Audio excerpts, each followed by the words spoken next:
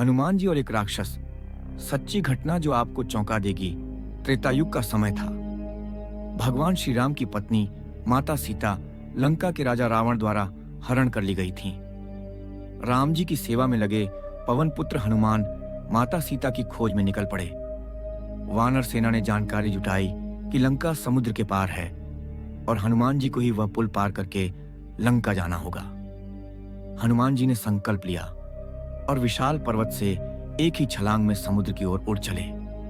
लेकिन यह यात्रा आसान नहीं थी। राह में कई शक्तिशाली प्राणियों ने उनका रास्ता रोकने की कोशिश की। आज हम उन्हीं घटनाओं में से एक ऐसी घटना सुनेंगे जिसने देवताओं को भी अचंभित कर दिया था। समुद्र की परीक्षा। सुरसा का मायाजाल। हनुमान जी आकाश मार्ग से उड़ रहे थे कि अचानक समुद्र में हलचल मच गई।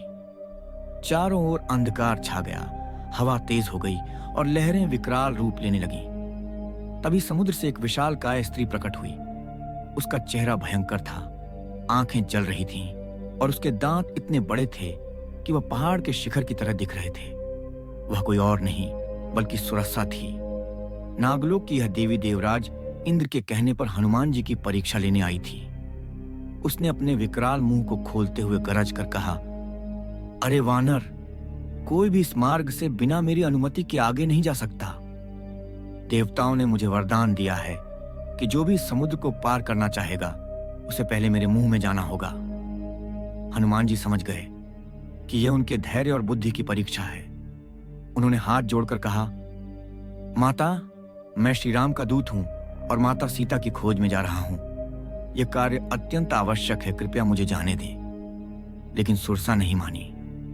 उसने अपने शरीर को दुगुना बड़ा कर लिया और फिर से कहा, अगर तुम मेरे मुंह में नहीं गए तो मैं तुम्हें निगल जाऊंगी। अब हनुमान जी ने भी अपने शरीर को बड़ा कर लिया। जब सुरसा ने अपना मुंह 10 गुना बड़ा किया तो हनुमान जी ने भी खुद को उतना ही विशाल बना लिया। यह देख सुरसा को लगा कि वह उसे हरा नहीं सकती। तभी हनुमान जी ने अपनी चतुराई का परिचय दिया। अचानक वह अपने विशाल रूप से सिकुड़कर छोटे से कण के रूप में आ गए और बिजली की तेजी से सुरसा के मुंह में घुसकर तुरंत बाहर आ गए। फिर उन्होंने हंसते हुए कहा, माता, आपकी शर्त पूरी हो गई।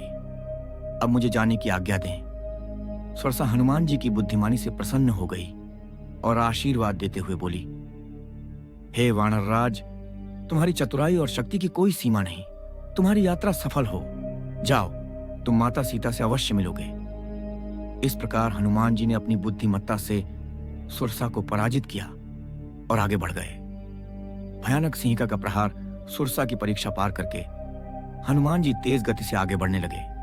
लेकिन संकट अब भी समाप्त नहीं हुआ था। थोड़ी ही देर में उन्हें महसूस हुआ कि उनकी गति धीमी हो रही है।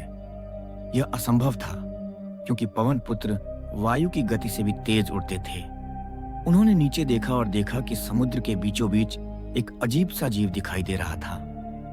यह कोई साधारण जलचरी प्राणी नहीं था, बल्कि एक भयंकर राक्षसी सिंहिका थी जो अपनी छाया पकड़ने की शक्ति के लिए जानी जाती थी।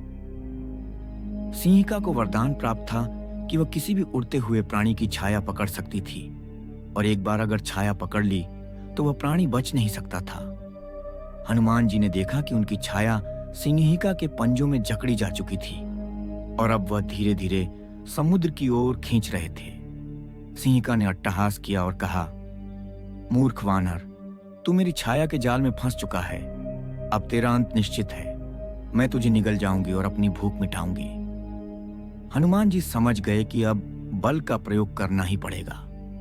जैसे ही सिंहिका ने अपना मुंह खोला, हनुमान जी बिजली की तरह उसके अंदर घुस गए और अपनी गदा से उसके हृदय पर जबरदस्त प्रहार किया। एक ही वार में सिंहिका के प्राण निकल गए। समुद्र में उसकी लाश गिरते ही जलचर जीव उसके मांस को खाने के लिए टूट पड़े।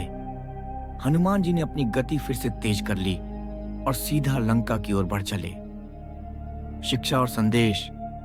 ये सच्ची घटना हमें यह सिखाती है कि जब हम किसी महान कार्य के लिए आगे बढ़ते हैं तो हमें कई कठिनाइयों का सामना करना पड़ता है। सुरसा की परीक्षा हमें बताती है कि केवल बल ही नहीं बल्कि बुद्धि और चतुराई भी सफलता के लिए आवश्यक है। सिंहिका की चुनौती हमें सिखाती है कि कभी-कभी हमें अपनी पूरी ताकत लगाकर बाधाओं को तोड़ना पड़ता है। हनुमान जी ने इस यात्रा में दोनों का परिचय दिया। समय आने पर चतुराई दिखाई और जब आवश्यकता पड़ी तो अद्भुत पराक्रम से अपने दुश्मनों को परास्त किया। क्या आप भी अपने जीवन में हनुमान जी से प्रेरणा लेते हैं? अगर यह कहानी आपको पसंद आई हो तो इसे अपने मित्रों के साथ साझा करें और हनुमान जी के पराक्रम को याद करें। जय बजरंग बली।